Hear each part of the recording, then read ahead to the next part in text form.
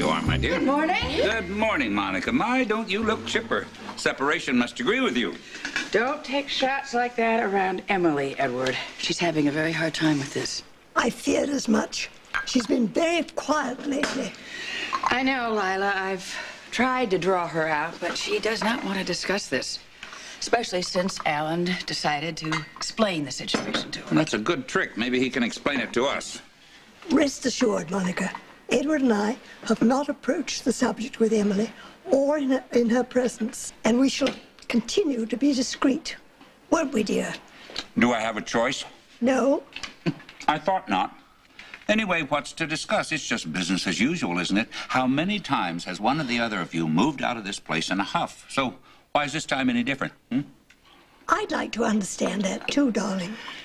Actually, so would I. I think the reason it's different this time is it wasn't preceded by one of us trying to kill the other. Uh-huh. No wonder that Emily is so confused. Edward? Oh. To answer your question, Lila, I don't really know. Maybe it's just that both of us are burned out. Oh, I do hope that you and Alan aren't giving up on each other. You know, perhaps this separation may rekindle the flame. Unless, of course, you have something going on the side. Good morning, everyone. Oh, good morning. Morning, Justice. Come on in. Relax. I got your message. Is there another crisis? Oh, no, nothing like that. Here, have some breakfast. We were just discussing Monica and Alan's separation. Oh, thank you, Edward. I'll join the party, Justice. How's your son, the councilman? Well, that remains to be seen. All I know is it seems to be working round the clock. I'm very happy about it, and thank you for supporting him. Well, he's the right man for the job. How is your young cousin, Justice? She's such a dear, sweet girl. Well, Keisha's been putting in a lot of hours at the foundation, what with Laura's trial and Lulu getting sick and all.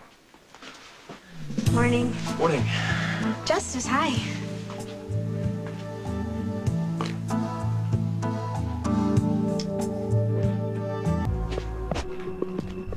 Well, gotcha. Oh, guess I'm busted. Come here. I've been trying to catch you ever since yesterday. I couldn't find you after Steve's memorial. Yeah, well, there are a lot of people at the house, so I just went upstairs and read. I understand. Painful memories? I felt sorry for Mrs. Hardy. Oh, I know. She loved Steve so much, and he was just crazy about her, even after all those years of marriage.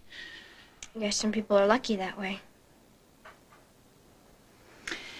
And some people have problems. You, more than anyone, really, should know about that. And to find the answers, sometimes you have to do extreme things. How can you find any answers if you're not even close enough to talk to each other? To find the answers, you have to look inside yourself, which means you need space, Emily. But one thing there is no question about is you. Not even whose side I'm on? Oh, sweetheart. Alan and I can speak for him, would never, ever ask you to take sides. I live here. Does that mean anything? Yes. Yes, it means you have a home with people that love you. Yeah, well, Alan doesn't have a home right now. He's living in a hotel. This house is huge. I mean, why did he have to go away? Why couldn't you just put him in another wing or something? Maybe having more distance helps you think. Think about what, Monica? A divorce? To tell you the truth, I really can't imagine divorcing Alan.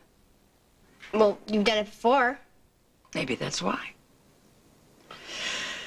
Emily, the problem is we're not happy. At least not with each other. But one thing we are delighted about is that you are our daughter. And I promise you, you will not lose either one of us. When Lois moved out for a while, she seemed really sad. You don't seem sad. Well, maybe the older you get, the better you can hide it. You always tell me I shouldn't hide my feelings.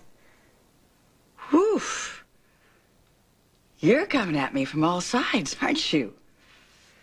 Listen, sweetheart, the only thing I can tell you is that I have to work on me right now. And I am. And that makes me feel better. And maybe that's what you're seeing. That's it? I mean, I thought maybe you'd been seeing someone else. I have my daughter. That means everything to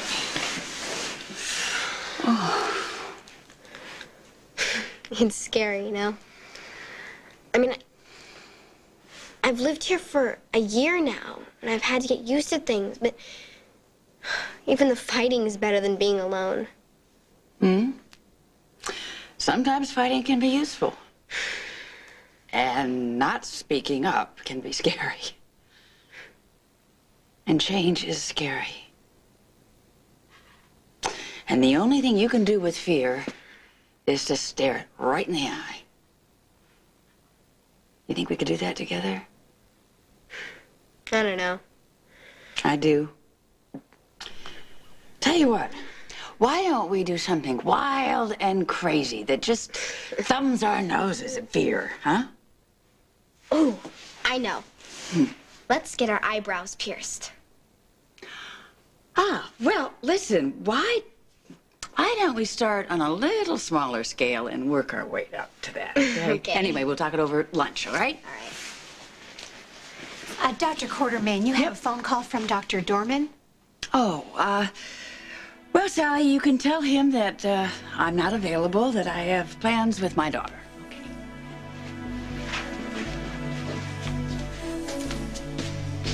Oh, Sally, tell him I'll call him later.